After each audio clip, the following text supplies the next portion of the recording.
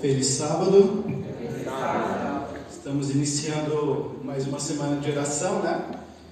E interessante que eu já estive aqui com vocês em 10 dias de oração. Foi aquele período bem legal. Tivemos vários desafios. Tivemos na Semana Santa também. E também foi bem legal. Tivemos também finalizando com o pastor Eronildo, né? Mas nós vamos ter agora a semana de oração sobre o livro de Esther. E a pergunta que fica é: por que o livro de Esther? Por que uma semana de oração sobre um livro que não menciona o nome de Deus? Ou mais, por que uma semana de oração de um livro que nem menciona a palavra oração? Eu poderia falar sobre os evangelhos, sobre até meu tema de TCC, né, sobre o papel das mulheres nos livros de Lucas e de Atos. Bem interessante, também tem mulheres nesses livros. O Evangelho de Lucas é um dos que mais menciona mulheres. Poderia ter feito sobre esse. Mas por que o livro de Esther? Porque eu não vim falar sobre questões sociais. Hoje em dia está tão na moda, né, questões sociais. Por que o livro de Esther? Porque o livro de Esther é um dos livros mais atuais que mostra sobre como viver em dois mundos. Como assim como viver em dois mundos? Nós estamos vivendo semelhante ao tempo de Esther. Estamos vivendo no exílio. Estamos vivendo como servos do Rei Jesus em um outro reino. Como assim? Jesus já veio, já inaugurou o reino da graça, mas por que ainda nós temos que viver nesse reino aqui com, parece que, pessoas que não sabem administrar o mundo? Porque agora vamos estudar o livro de Esther para entender um pouquinho mais sobre isso. A gente vai entender hoje sobre a vida na Pérsia. Quando foi planejado a semana de oração, seria para iniciar amanhã. Só que como tinha esse sábado meio que livre, eu decidi começar hoje. Quem vier amanhã não vai perder muita coisa. Por quê? Porque como tínhamos menos dias, então esse capítulo seria um capítulo que eu ia passar de maneira breve. Então nós vamos ver agora o capítulo 1. Cada dia será um capítulo diferente. Então vamos capítulo 1 hoje, capítulo 2 amanhã, 3 na segunda e assim vai. E no final nós vamos reduzir 2 em 1. Então, qual que é a minha proposta em relação à pregação? Eu não vou ser aquele pregador que vou fazer vocês chorarem. Não é uma semana de oração para você chorar, para você vir sentir a presença de Deus. Porque muitas vezes a gente vem e baseia a nossa espiritualidade na emoção e no sentimento. E logo que você chega em casa, você liga a televisão e aquele sentimento já vai embora e você esquece. Meu sermão será baseado no estudo da Palavra de Deus. Eu fui fazer uma endoscopia essa semana e eu fui fazer sem anestesia. E aí eles colocam o negócio na boca e envia uma mangueira com uma câmera, né, e uma pinça até o seu estômago para tirar uma amostra, né? É interessante as imagens lá. É algo assim que você nunca imagina. Como que posso ser assim por dentro, né? Alguns falam, não, você é bonito por dentro. Mas não é bem assim, né? É um negócio estranho, né? E assim mesmo também. A gente vai entrar no livro de Esther e a gente vai ver como de fato ele é. Por quê? Muitas vezes, quando nós vamos estudar o livro de Esther, a gente lembra apenas das histórias que foram contadas para a gente quando era criança, quando nós éramos crianças. Só que essas histórias são higienizadas. Por quê? Você não vai contar a história de Batseba para a criança de uma maneira real. Você tem que tentar fazer com que ela entenda, sem entender o que de fato ele fez, né? Você tenta mudar um pouquinho, para não ser tão grave, né? Assim também, às vezes tem história na Bíblia que fala sobre estupro. Como você vai falar isso para uma criança? Então você tenta mascarar as histórias. E muitas vezes o problema é que a criança vai crescendo, mas não tem um entendimento real da palavra de Deus. E acaba esquecendo. Nada contra você contextualizar essas histórias para as crianças. Mas nós devemos compreender como de fato elas são. Qual que é o verdadeiro sentido, qual que é a mensagem do autor. O livro de Esther, ele acontece em um período que ele é pós-exílico babilônico.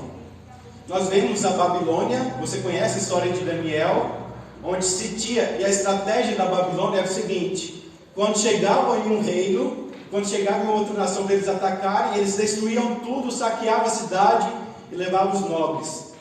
Aquela cidade que ficava só os pobres, os sobreviventes, ela entrava em decadência, ela ia se destruindo. E era assim que Jerusalém ficou por um período.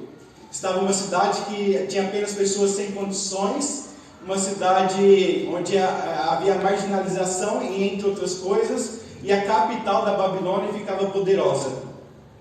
Quando a Pérsia entra no jogo, a gente vê Ciro, né, libertando o povo lá. Eles falam para os babilônicos, né, a gente vem pelo nome do Deus Marduk. E aí fala para os judeus, né, nós vemos no nome do Deus Yahvé.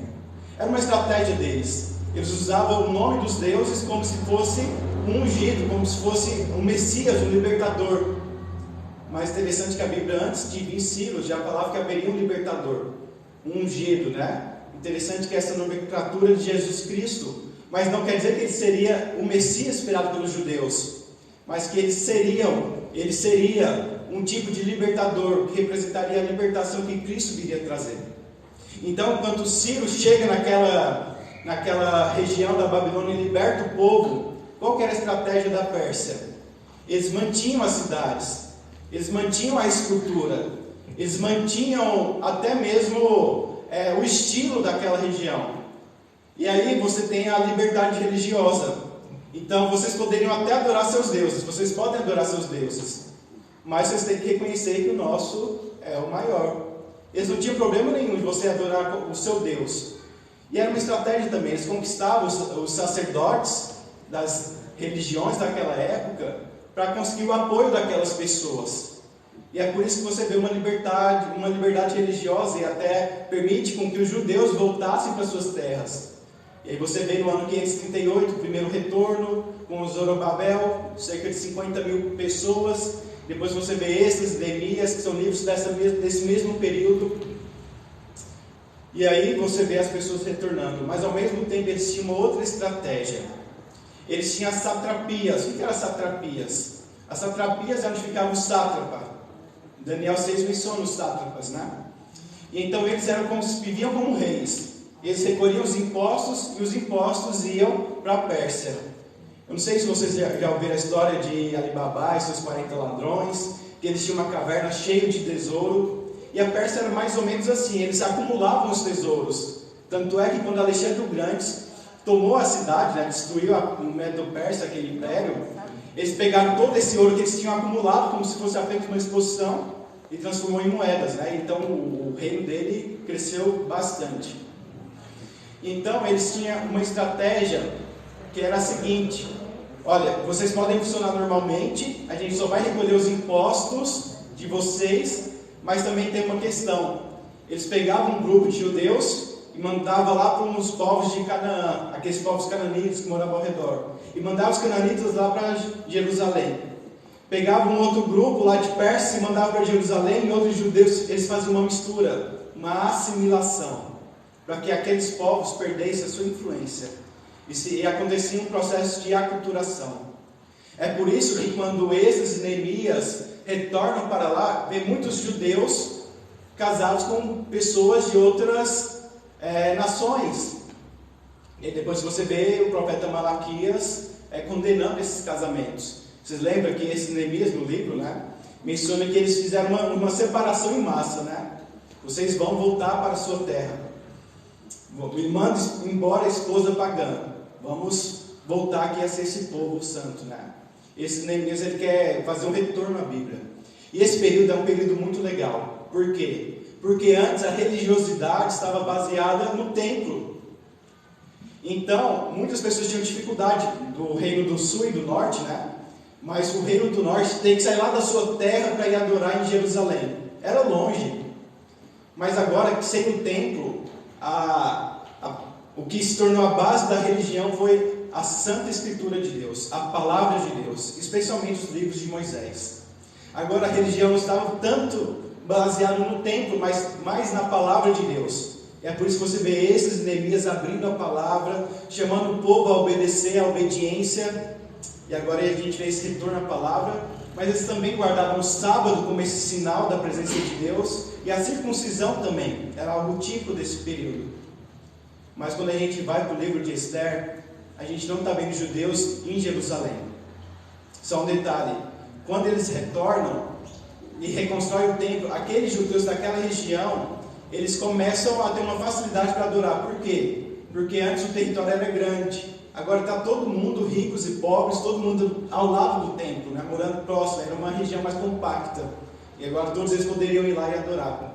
Então o templo começa a retornar, o segundo templo e tal, mas você vê a presença da palavra de Deus de maneira mais firme, né? Depois vocês vão ver a origem das sinagogas, e esse é o contexto que prepara para o Novo Testamento. E de tudo isso, agora a gente vai ver um outro grupo. Um grupo que não voltou para Jerusalém. Um grupo que ficou na Pérsia, que era a antiga Babilônia, que agora pertence à Pérsia. Um povo que está lá vivendo a sua vida como dá. E a gente vai entender um pouquinho. Então abra sua Bíblia, no capítulo 1 do livro de Esther.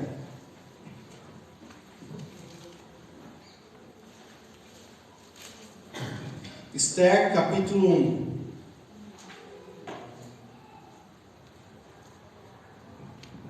Assim como você está, feche seus olhos e vamos falar com Deus.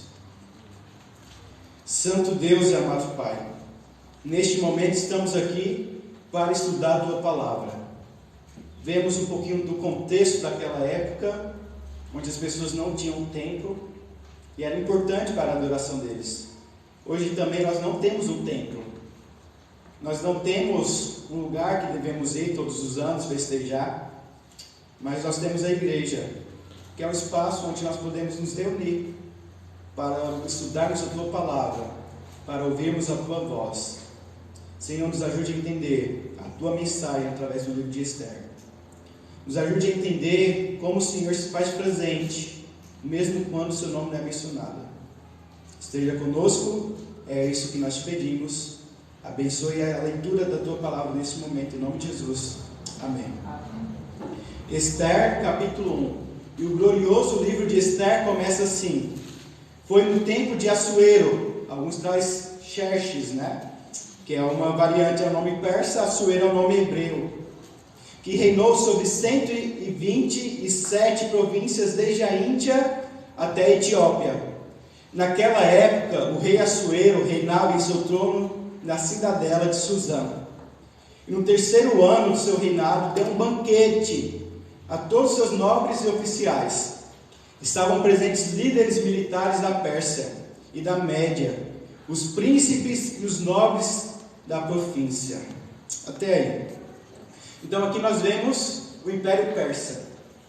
Que maravilhoso deve ter sido. Imagina, festa. A gente vai entender um pouquinho mais sobre isso na frente, mas a gente vê que tem uma reunião. Eles estão reunidos com um propósito. E qual que é o propósito dessa reunião? A gente vê aqui que havia lá um banquete aos seus nobres oficiais. Estavam os líderes militares da Pérsia e da Média, e príncipes e nobres de todas as províncias. Províncias eram aquelas outras nações que eles mantinham sobre a sua submissão, né? E a pergunta que eu faço é: o que impressiona você nos reinos, nos poderosos deste mundo? O que faz você sonhar acordado? O que você dorme pensando: se eu pudesse? Será que é uma condição financeira melhor? Será que você perde as noites sonho, imagina como seria se você ganhasse na Mega Sena? Imagina só, se você tivesse dinheiro, você teria tantos problemas resolvidos. Você poderia ir no shopping, nem precisaria ser no Passeio das Águas, você poderia ir no Flamboyant. Sem olhar o seu saldo para ver se dá para comprar alguma coisa ou não. Você poderia fazer aquela viagem sem ter que esperar no site lá da aviação ou do avião, se você precisa então colocar lá o alerta de preço baixo. Imagina só viajar qualquer momento, qualquer hora, só pegar o avião e ir sem ter que esperar, sem ter que comprar promoção, com 6 meses de antecedência. Imagina só como se fosse se tivesse dinheiro. Quantas vezes você se perguntou como seria bom não me preocupar com dinheiro? Ou será que é a capacidade de se entretenimento? Você olha as redes sociais e vê aqueles influencers, né? Vivendo uma vida chique, sempre com entretenimento, O entretenimento dele não é a novela da Globo ou outros tipos de novelas que as pessoas comumente assistem, mas o entretenimento deles é: vamos em Miami, vamos na Disney. Enquanto a gente tem que se contentar com o Mutirama, né? Talvez seria diferente, né? Se a gente tivesse essa capacidade de entretenimento. Parece que quem realmente tem dinheiro é que recebe cortesias, né? Parece que os prêmios, os convites, os mimos são para eles. Eles não precisam de nada disso. E a gente fica fora deste mundo, olhando pela janela, né, para ver como que está acontecendo. Às vezes nem na janela fica, né, entendendo. E a gente vê então a vida desse lado de fora, né, vendo a festa que estão fazendo pela janela. E o livro de Esther começa assim: neste mundo parece tantas vezes uma festa de poder. Você vê as pessoas mostrando poder. Você vê também que é uma glória para pessoas que não foram convidadas como nós. Parece que essa glória não é para nós. É para as outras nações, é para esses ricos, para essas pessoas que têm condições. Ou pior, nós até somos convidados para essa festa, desde que nós deixamos os nossos princípios cristãos de lado. O livro de Esther começa assim. Começa com uma festa, com poderosos vivendo sem limites, com luxo, com glória, com coisas pelas quais a humanidade anseia. Uma festa para a qual nós não fomos chamados. Mas o livro de Esther, especialmente capítulo 1, mostra que o rei e o poder deste mundo é um poder vazio. Na casa da Pérsia nós temos perigos como o povo de Deus. E a gente vai entender um pouquinho mais sobre isso. O livro de Esther é uma das histórias mais conhecidas do Antigo Testamento. Alguns dizem que esse livro foi escrito para explicar um pouquinho sobre a festa do Purim. O que é o Purim? O Purim é uma festa que os judeus têm, uma das mais alegres, segundo eles, para comemorar a libertação. A gente vai ver um pouquinho sobre essa história, mas Amã ele tirou sorte para ver qual dia ele iria exterminar o povo judeu. Só que a sorte virou ao contrário, né? O que era sorte para ele se tornou azar, porque naquele mesmo dia, aqueles que iam matar os judeus acabaram de ser exterminados. Então eles que antes estavam em jejum, em planta e luto, agora estão em festa e comemoração. Então a gente entende um pouquinho. O livro de Esther é um livro que foi escrito um pouquinho depois para explicar sobre essa festa. O Puru, né, significa sortes, e que onde veio o nome Purim, a festa das sortes, né? Onde os judeus comemoram essa libertação. Como eu falei, nós conhecemos uma história higienizada do livro de Esther. Mas essa história acontece na capital Suzã, uma das principais cidades do Império Persa, que substituiu Babilônia como uma superpotência, né? Interessante que impérios levantam, impérios caem. É o que Daniel tinha mencionado, né? As profecias se cumprindo. E o livro de Esther apresenta como um Deus age no nosso dia a dia, mesmo em lugares pagãos. O livro não menciona Deus, como eu disse. Interessante que um teólogo ele disse assim, o Deus que pode abrir o mar vermelho e ressuscita Jesus dos mortos, não escolhe exercitar esse mesmo tipo de poder com muita frequência em nossa experiência. Deus não aparece na nossa vida de formas explícitas e retumbantes que a gente gostaria. A vida na Pérsia, na casa da Pérsia, parece muitas vezes estranhamente sem Deus. Então muitas vezes a gente olha as histórias da Bíblia e a gente vê Moisés abrindo o mar vermelho, a gente vê as 10 pragas, a gente vê o maná caindo do céu, a nuvem cobrindo o povo pela manhã, as colunas de fogo aquecendo e iluminando o caminho à noite. A gente vê os milagres acontecendo, mas parece que na nossa vida esses milagres não acontecem. Parece que essas histórias são registradas apenas na Bíblia. Interessante, porque quando a gente olha na Bíblia, a gente olha Esdras, Neemias e Esther, é o mesmo período em que você não vê muitas coisas acontecendo. Parece que estão vivendo uma vida normal também. Você não vê mar vermelho abrindo, você não vê Deus mandando um anjo destruindo os soldados persas para libertar o povo, você não vê isso. E na nossa vida também nós não vemos milagres muitas vezes. Oramos por um amigo que está com Covid e na outra semana ele falece. Oramos pedindo uma bênção financeira, mas parece que o dinheiro nunca cai na conta, pelo contrário, está saindo cada vez mais, a dívida só aumentando. Mais interessante que esses e Neemias não abriram o Mar Vermelho, mas eles abriram a Bíblia. E quando abrimos a Bíblia é onde o milagre acontece, onde nós entendemos o nosso propósito e o motivo disso tudo acontecer. E é isso que nós vamos entender nessa semana. A presença da ausência não significa a ausência da presença. A presença da ausência não significa a ausência da presença. Como que era uma vida nesse exílio? A gente fala exílio, né? O pessoal voltou para Jerusalém. N.T. White é um teólogo que ele defende que nós ainda estamos em exílio, porque Cristo ainda vai vir libertar o seu povo desse exílio que estamos vivendo. Ele libertou a gente do exílio do pecado, mas a gente ainda está aqui.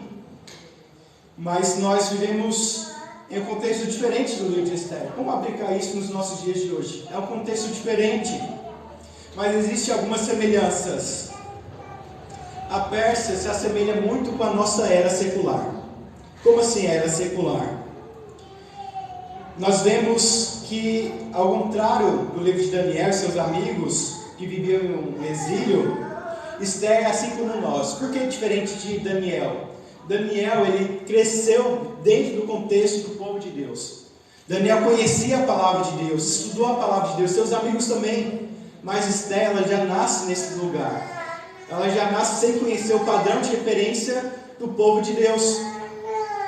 Mas ao mesmo tempo que nós estamos aqui, nós não nascemos muitas vezes de um lar cristão, ou dentro dessa cultura cristã, apesar que nosso país é um país cristão, mas que não vive como. A gente não conhece muito como é viver sendo cristãos de fato em Jerusalém, como era antes, né? Aqui no exílio parece que nós nunca estamos em casa. A vida na Pérsia pode se tornar duro para quem não é persa. Lembra que os persas não é como os assírios ou como os babilônicos, eles eram mais razoáveis. Eles permitiam o diálogo. E a nossa sociedade hoje permite esse diálogo. Você vê a pluralidade. Não tem problema nenhum você crer em várias teorias ou várias coisas, né? Eles dizem, não, você pode até ser cristã, mulher, mas você tem que ser feminista. Você pode ser cristã, mas seja feminista. Ou eles também dizem, né? Não, você pode até ser cristão, mas você tem que crer que Jesus, ele era socialista, porque ele queria repartir, ajudar os pobres, os desprezados. E a gente vê essa pluralidade de ideias hoje, e não tem problema nenhum você ser cristão e ter essas ideias. É o que o mundo prega. Não tem problema você ser cristã e ser a favor do aborto. Não tem problema você ser cristão e ser a favor do socialismo. E eles pregam, não, você pode ter várias ideias. Você pode ter essa pluralidade de ideias. Porque eles tinham aquelas pluralidades de deuses. Na Pérsia, você poderia adorar o seu Deus e reconhecer que havia outros deuses também. Não tinha problema nenhum. É o que a gente tem visto aqui. Essa é a semelhança. Esther acontece em um ambiente plural. Um ambiente onde você vê isso, né? E aí a gente vê Cosper, um teólogo, ele diz assim, ó, secularistas podem tolerar a religião desde que ela não faça exigências sobre a felicidade ou bem-estar de alguém. Eles querem se impor. Eles querem impor sobre a religião, mas não querem se impor sobre a religião. Eles querem estar sobre, mas não sobre. Eles querem mandar na religião. E hoje você vê várias teologias. Você vê a teologia feminista, a teologia negra, a teologia transgênera e tantas outras teologias que eles têm apregoado, né? É uma teologia que chama teologia liberal. E qual que é o significado dessa teologia? Não, eu tenho uma teologia feminista, uma mulher pode dizer. E ela lê a Bíblia e ela tem uma visão feminista da Bíblia. Um negro, ele vai ler e ver uma outra visão sobre a Bíblia. E um gay, ele vai ler e vai ter uma outra visão. É isso que eles pregam, né? O LGBTQIAP+. Cada um pode ler e ter uma visão diferente. Mas espera aí, a Bíblia, ela está submetida ao meu ponto de vista ou meu ponto de vista está submetido à Bíblia? que vocês acham? Nós devemos definir o que a Bíblia diz, ou a Bíblia deve definir o que nós devemos dizer? É isso que eles permitiam, eles queriam que cada pessoa tivesse a sua própria visão. E é o que nós temos visto hoje. Você pode ler a Bíblia e ter a sua visão. E não é assim que a teologia funciona. A teologia é a palavra de Deus. Não é a minha palavra. Não é a minha percepção. É o que Deus diz. E muitas vezes a gente quer deixar a Bíblia assim. Não, eu leio e eu entendo o que eu quiser. Não, pode abordar, porque a Bíblia fez isso. Uma pastora luterana, ela foi no congresso defender que a Bíblia é a favor do aborto.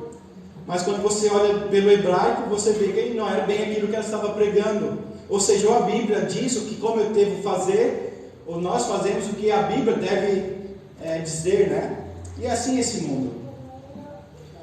Essa é a realidade do livro de Esther. E nos ajuda a ver um pouquinho sobre essas coisas. Mas vamos continuar para entender um pouco mais sobre isso.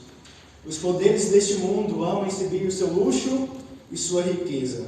Gostaria de pedir a alguém para ler do verso 3, do verso 4, na verdade, ao verso 9 do livro de Esther.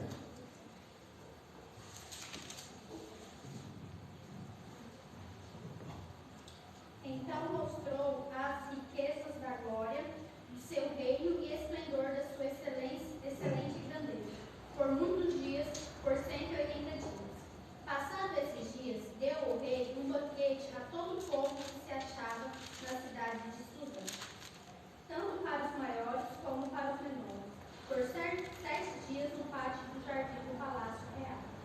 Havia tecido branco, linho fino e estofas de púrpura atados com cordões de linho e púrpura e argolas de prata, e colunas de alabastro. A armação dos leitos era de ouro e de prata, sobre o pavimento de pórfiro, de mármore e alabastro, e de pedras preciosas. Davam de beber em vasos de ouro, vasos de várias espécies, e havia vinho real, graças à generosidade do rei. Bebiam sem constrangimento, como estava prescrito, pois o rei havia ordenado a todos os oficiais de sua casa que fizessem segundo a vontade de cada um.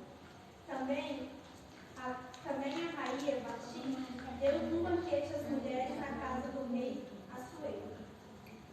Então o livro começa com uma festa. E a gente vê aqui os poderosos exibindo a sua riqueza. Algumas pessoas dizem que é o carnaval que dura muito, né? Meia semana. Mas aqui ele dá 180 dias de festa, 6 meses de festas, aqueles poderosos. O que significava essa festa que estava acontecendo? A gente viu que tinha nobres, tinha pessoas do exército. Na verdade, o que eles estavam fazendo era uma campanha de guerra. Eles estavam lá se reunidos, festejando para mostrar o seu poder, a sua glória, mas ao mesmo tempo para planejar um ataque contra a Grécia. Assuero, o Xerxes I, ele queria continuar a campanha que seu pai tinha feito sem sucesso.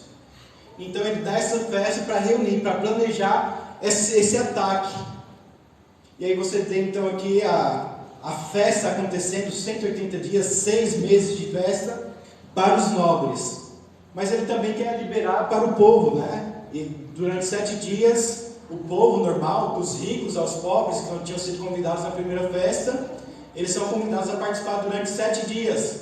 E graças à generosidade do rei, olha só que rei bom, né?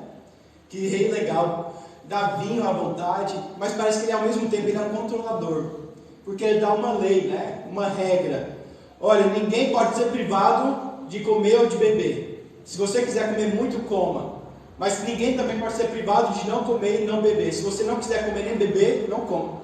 Que coisa óbvia, né? Mas ele coloca essa lei porque ele quer controlar. Que rei generoso, né?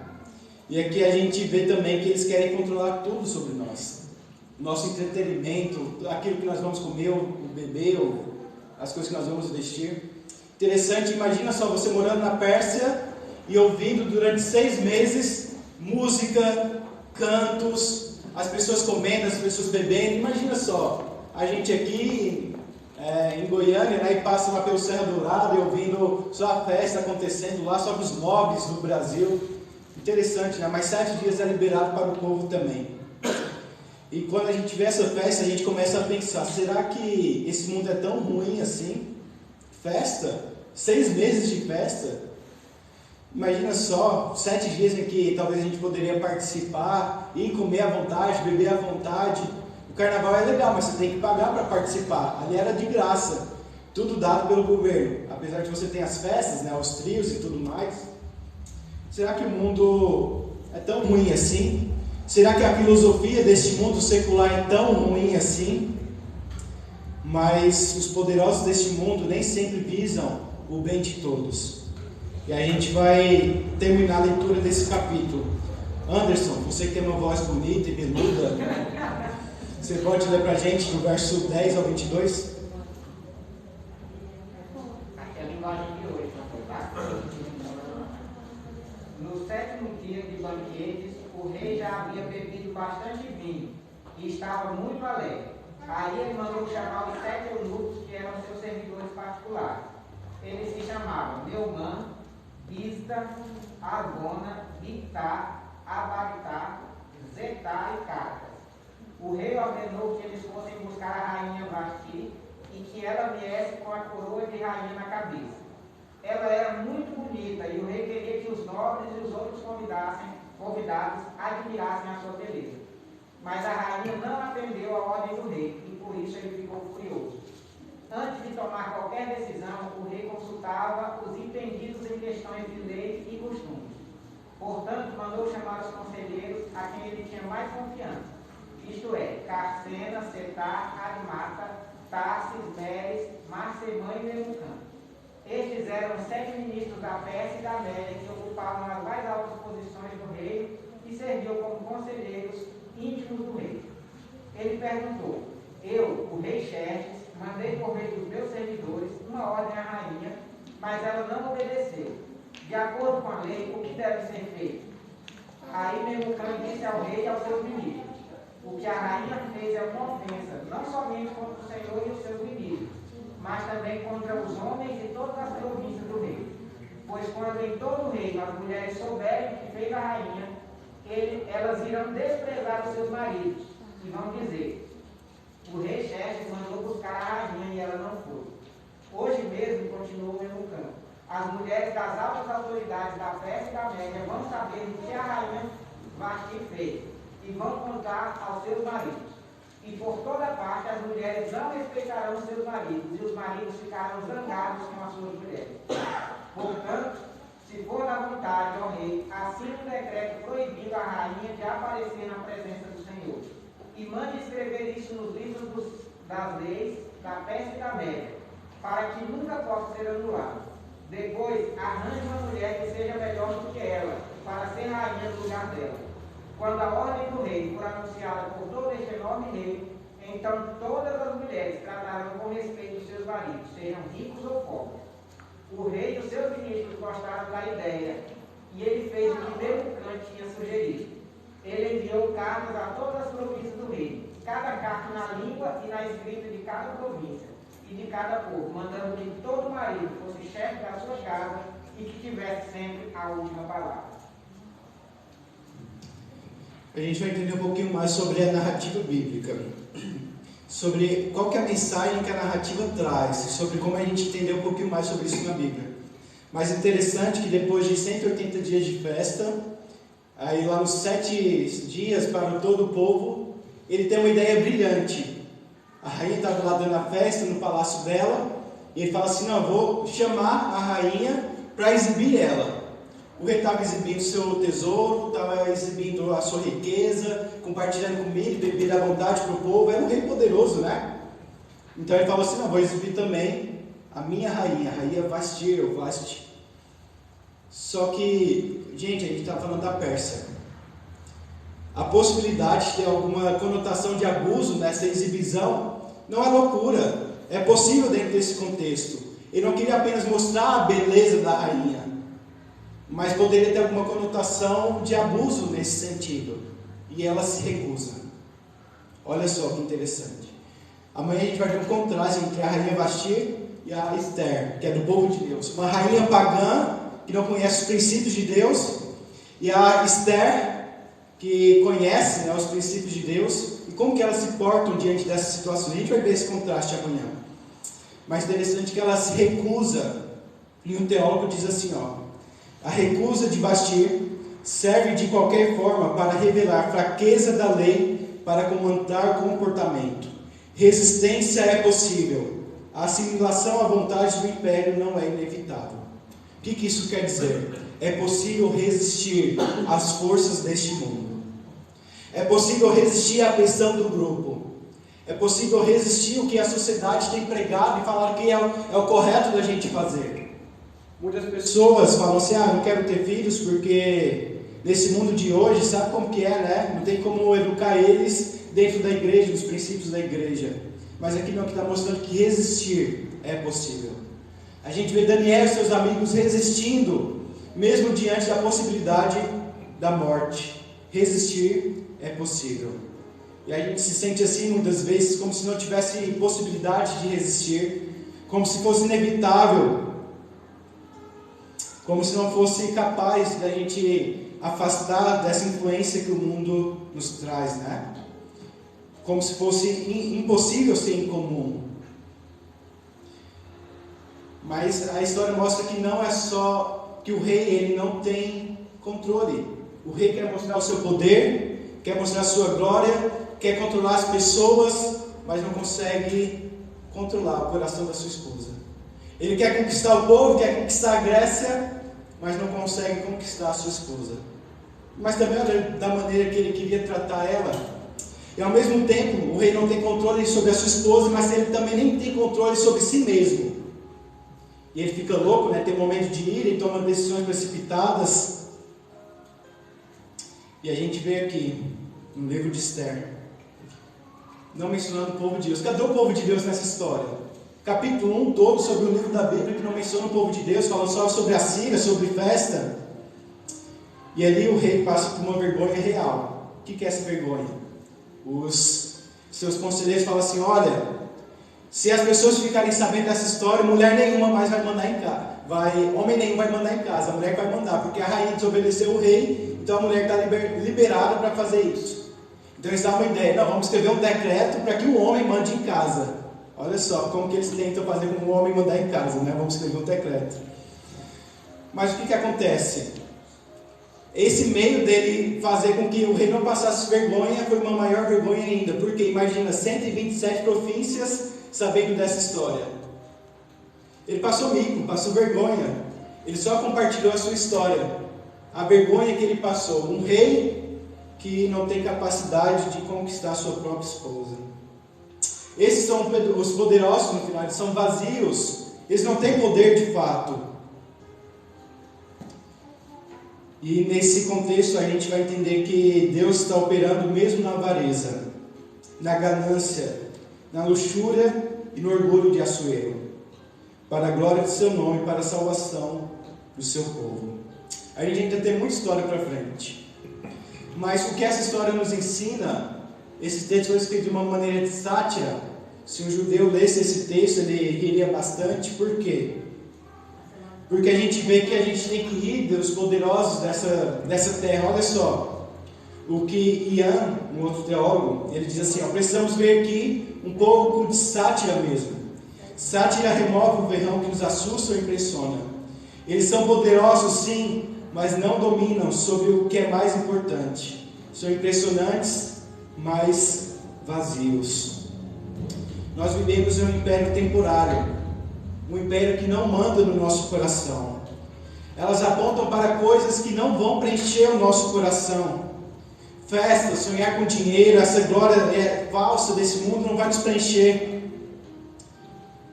E David Strang, ele diz assim, nós temos que lembrar de um outro rei, cujo reinado seja justo ao invés de caprichoso, cujos convites a nós sejam marcados pelo amor e não por luxúria ou anseio por poder. Um que não veio para sua noiva como instrumento para auto-engrandecimento, que não veja sua noiva como instrumento para auto-engrandecimento, mas que se entregue por ela.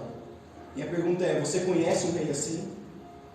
Um rei que não quer dominar pelas bênçãos que Ele pode proporcionar de dinheiro, de riqueza, de poder, de glória, dessas coisas, mas um rei que quer reinar pelo amor. Não um rei que quer impor regras, mas um rei que quer que por amor a gente obedeça a Ele. Não um rei que quer que a gente esteja disposto a morrer por Ele, mas um rei que está disposto a morrer pelos seus. O livro de Esther não menciona esse rei, mas pelo que a gente vê, está na Bíblia, a gente vê que esse rei existe. E esse rei é Jesus. Esse rei é o nosso Senhor, Salvador, Cristo Jesus. É o rei que não é humano, mas que era Deus e se tornou humano para nos salvar.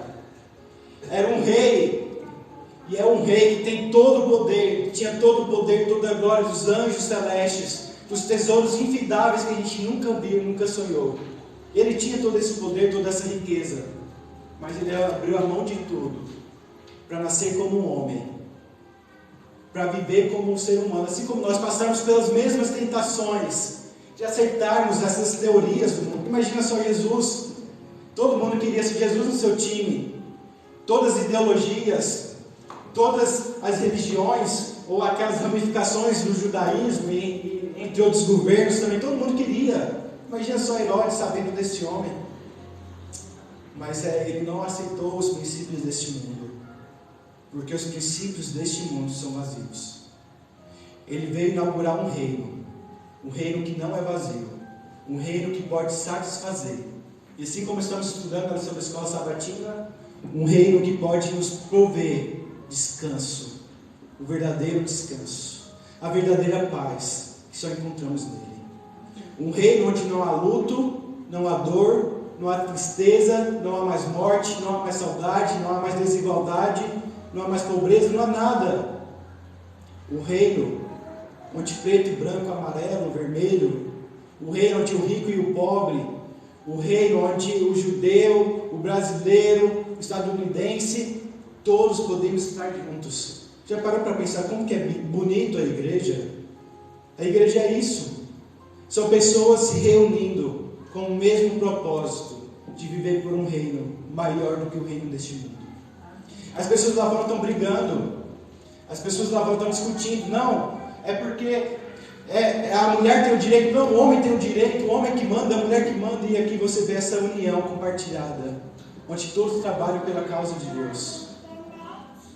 Foi tão bonito ver a Fia pregando ontem, a semana de oração das mulheres, exercendo também o convite de Deus para pregar o Evangelho. E é isso, o reino de Deus é onde nós podemos estar unidos, onde podemos ser nós mesmos e nos apoiarmos mutuamente para estarmos de fato naquele reino.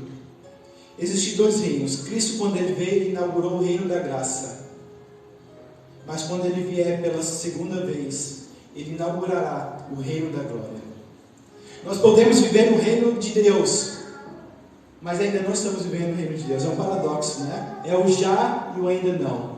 O reino de Deus já começou, mas ainda não em plenitude. Quando nós vivemos nesse reino, nós não estamos vivendo no reino, no país do Bolsonaro, no reino do imperador Shangri-La, não sei o que. Nós estamos vivendo no reino de Cristo. Como nós cantamos algumas músicas, breve os reis deste mundo ouvirão a sua lei. Esses reinos são passageiros. As ideologias que nós temos vendo sendo pregadas por aí são passageiras, porque a única ideologia, o único princípio que permanece é o princípio do reino de Deus. Amém. E a pergunta que eu faço: para qual princípio você tem entregado a sua vida? Você vê princípios bem legais, ideologias bem legais, tipo assim: nós vamos salvar a natureza. As pessoas vivem e morrem por isso. Vamos salvar a natureza, nós temos que cuidar da natureza, senão todos nós vamos morrer. E as pessoas vivem e não conseguem dormir por conta disso. Mas quando nós vemos no cristianismo, nós vemos que Deus também se preocupa com a natureza. Nós somos mordomos e temos que cuidar do meio ambiente. Mas Ele também fala, não vai ser através da nossa força, a gente tem que fazer a nossa parte. É legal você fazer essas campanhas, ter essas ONGs, mas isso não é suficiente, porque só vai ser bom quando Deus restaurar tudo. Muitas vezes a gente vê tantas ideologias e pessoas dando a vida por essas ideologias. Mas é interessante que elas estão dispostas a morrer por isso. Mas será que nós estamos dispostos a morrer pela Bíblia? Será que nós estamos dispostos, assim como Daniel e seus amigos, a resistir ainda que seja necessário ser lançado na cova dos leões? Ou até na fornalha ardente? Interessante que no Império Persa, Daniel foi lançado na cova dos leões por obedecer. O que vai acontecer com Esther? Qual será a atitude de Esther? Amanhã é um dos melhores temas, porque a gente vai desconstruir, a gente vai fazer essa endoscopia, ver Esther por dentro. Quem era de fato Esther? Será que ela é a rainha do povo de Deus? Ou será que ela é uma pecadora, assim como nós? A gente vai entender um pouquinho mais sobre isso amanhã. Mas o convite que fica para o capítulo 1 é: você tem resistido às ideologias e aos poderosos deste mundo, ou você tem se entregado por elas? Resistir é possível. As glórias e os poderes deste mundo são vazios. A única coisa que pode preencher é o reino de Deus. Neste momento eu quero convidar vocês a ficarem em pé para a gente orarmos, nos entregando a Cristo mais uma vez. Santo Deus e amado Pai, os poderosos deste mundo exibem o seu poder, a sua glória, a sua luxúria, a sua clareza. Muitas vezes nós somos tentados a pensar que isso é legal, essas ideologias são boas, mas na verdade elas não podem preencher aquilo que só o Senhor pode preencher na nossa vida, Pai. O Senhor nos deu um propósito maior. Esses movimentos sociais são legais, são importantes, mas são um estralinho comparado à bomba atômica do cristianismo, de transformar e mudar o mundo. Onde o Senhor é o seu escravo, onde todas as línguas, raças e nações, onde o rico e o pobre podem estar juntos, adorando, servindo ao mesmo Rei. Senhor, entendemos que o Senhor é um rei, não como os reis deste mundo. Muitas vezes é como se fosse uma palhaçada, um circo. A gente vê discursos tão destoantes, apesar de às vezes serem até bem intencionados, mas é o Senhor que tem a única proposta que pode dar certo. E é nela que queremos nos apegar nessa manhã. Nós queremos resistir até a morte se for necessário, mas não somos capazes disso. Assim como os cristãos primitivos estiveram dispostos a morrer pelo Evangelho, nós queremos também ser assim. Talvez nós não precisamos morrer, mas talvez seja um pouco mais difícil, porque a gente precisa viver todos os dias, resistindo a esse mundo. É por isso que nós pedimos a força do alto, do Teu Santo Espírito, para que a gente possa viver a Tua lei, os Teus princípios, a Tua ideologia, no Teu reino, Pai. Possamos ser embaixadores do Teu reino e proclamar a todo mundo que esses reinos passarão céu e terra, mas que a Tua palavra permanecerá para sempre. Que possamos ser essa geração que busca viver os princípios do Teu reino, Pai. E nós oramos e buscamos a Tua ajuda, o Teu auxílio. Esteja conosco nessa semana. Nos fala através da Tua palavra o que nós precisamos fazer. Nos fala o que nós precisamos buscar de fato nesses dias, Senhor. Nos ensine com esses exemplos de pessoas que acertaram e de pessoas que erraram.